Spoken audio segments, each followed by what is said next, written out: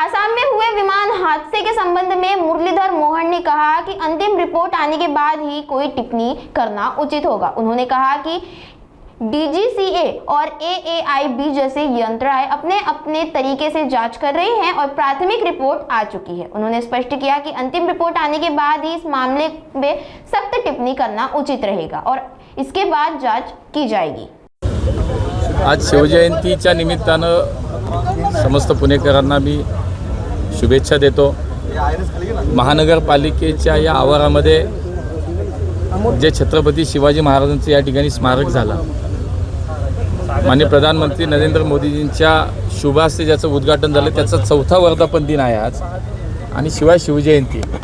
त्यानिमित्तानं माननीय महापौर असतील, आमचे महापालिका आयुक्त, बाकी आमचे पदाधिकारी सगळ्यांच्या समवेत या ठिकाणी छत्रपती शिवाजी महाराजांना अभिवादन करण्यासाठी आम्ही एकत्र आलो आणि दरवर्षी इथं या निमित्तानं येणं होतंच। म्हणून आज शिवजयंती आहे, संपूर्ण महाराष्ट्रामध्ये आज तिथीप्रमाणे शिवजयंती साजरी केली जाते आहे। तोच उत्सव पुण्यामध्ये सर्वत्र आपल्याला आज पाहायला मिळतो आहे। अण्णा दुबईमध्ये अडकलेल्या लोकांसाठी काय आपण पाठपुरावा करतोय? किती लोकांना परत आणू शकतो? किती फ्लाईट आपण उचलणार? नाही, याच्यामध्ये विषय असा आहे की आत्ता बघा, मागच्या वेळेला आपण पाहिलं असेल की पहलगामच्या वेळेला देशांतर्गत लोकांना आपल्याला या राज्यातून त्या राज्यात आणायचं होतं किंवा वेगवेगळ्या ठिकाणी न्यायचं होतं। त्यामुळे थेट विमानसेवा आपण त्या ठिकाणी सेवा देत त्यांना आणता आलं।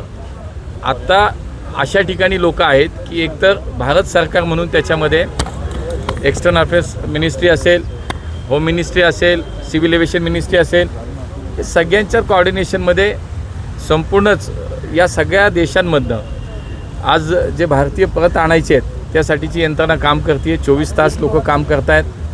महाराष्ट्रामध्ये, पुण्यामध्ये सुद्धा आता लोक टप्प्याटप्प्याने येतील। कारण असं आहे की मुळामध्ये एअरस्पेस बंद होत्या, एअरपोर्टवरती सुद्धा आपण पाहिलं की एअरपोर्टसुद्धा बंद होते।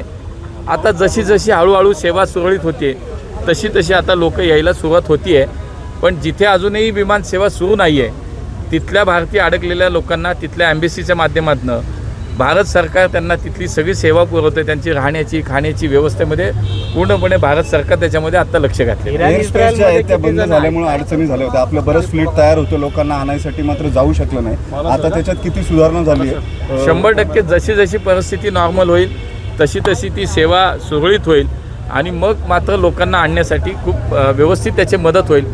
अजूनही काही ठिकाणी एअरस्पेस बंद आहेत, अजूनही काही विमानतळ बंद आहेत। जिथून जिथून आपल्याला आणता येतील तिथे प्रयत्न भारत सरकार म्हणून सुरू आहे। इराण आणि इस्रायलमध्ये किती नागरिक आहेत भारतातले? नाही, परवा जो काही मी रिव्ह्यू सिव्हिल एव्हिएशन मिनिस्ट्रीमध्ये घेतला त्याच्यामध्ये या सगळ्या युद्धजन्य परिस्थितीमध्ये ज्या ज्या ठिकाणी ही अशी सगळी परिस्थिती आहे साधारणतः 40 ते 50 हजार लोक अडकल्याची प्राथमिक माहिती होती। पण त्याच्यातली आता बऱ्यापैकी लोक, ही 4 दिवसापूर्वीची माहिती मी सांगतोय, त्यामुळे आता बऱ्यापैकी लोक परत आलेली आहेत। हळूहळू ते सुरळीत होऊन जाईल।